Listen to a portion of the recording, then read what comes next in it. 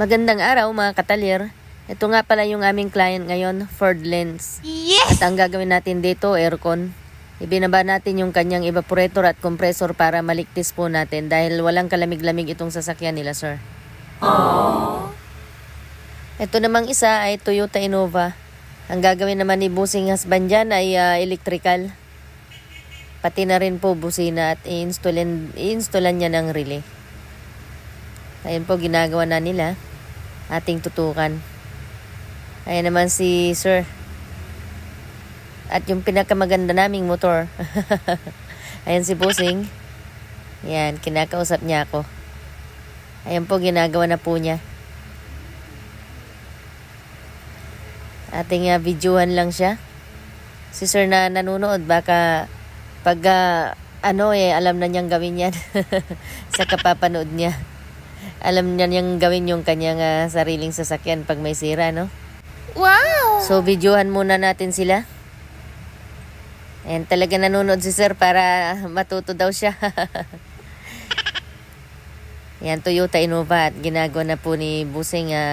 Mamayang kunti, matatapos na yan. Ito naman po, ating kunan yung, ayan ho, yung ipapalit po natin dito sa Ford Lens na condenser. Ayan po kasi ang na-diagnose ni Busing na may leak yung condenser po. Kasi po yung kanilang compressor na ibinaba natin at saka yung evaporator, ayan ho, ay wala naman po sira. So far naman ay walang leak po yung kanilang evaporator at saka po yung compressor.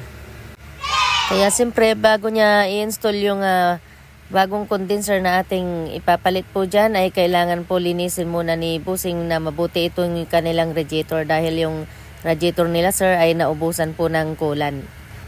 Kaya po kinalawang yung kanilang radiator. Kaya ayan, nililinis ni Busing na mabuti yung radiator nila, sir.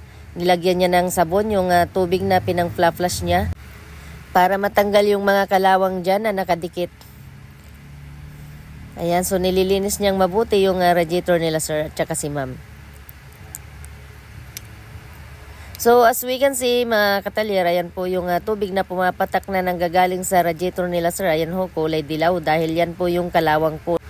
Kaya kailangan linisin ni Busing na mabuti itong radiator nila, ma'am, bago niya i-install yung bagong condenser na ating ipapalit. Ayan, kung nakikita nyo, ayan, may mga sabon-sabon. Dahil po, nilagyan po niya ng sabon yung pinang-flush niya na tubig. Para sigurado pong malilinis po yung kalawang na nakadikit po dyan sa loob ng radiator nila, sir. Ngayon naman mga katalyer, ito po yung condenser na ating ipapalit. Yan po yung condenser nila, sir, na luma, ayan. At yung condenser